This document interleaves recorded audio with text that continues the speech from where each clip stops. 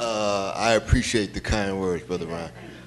I don't know today though, because I've really thought, I've actually been thinking, because I'm going to couch this very carefully, because this is what it is.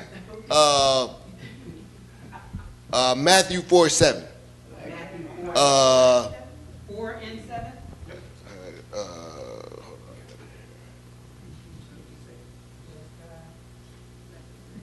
Jesus said unto him, it is written again, thou shalt not tempt the Lord thy God.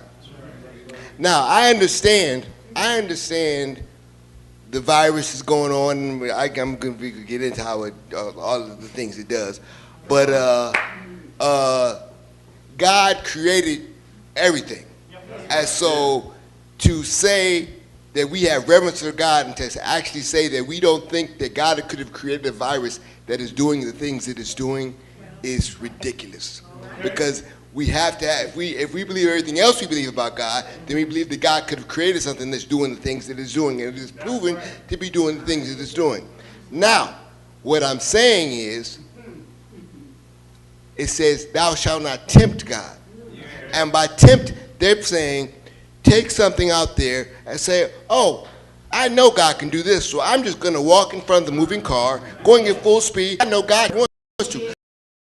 God can do that.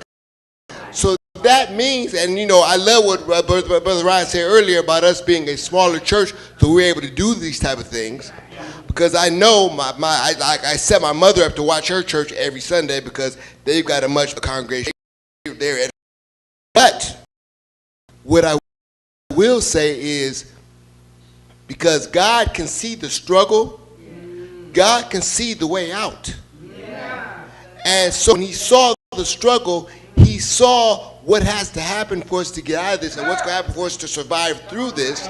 And I have seen, like this past week, I have been on like 3 or 4 Zoom calls with like 4 or 5, like I haven't been the one on the call, but they've been on discussions, and they've been like leaders of the church in their neighboring cities, pastors and everything, and they're talking about big things that are going to come out of this because they've been forced to integrate.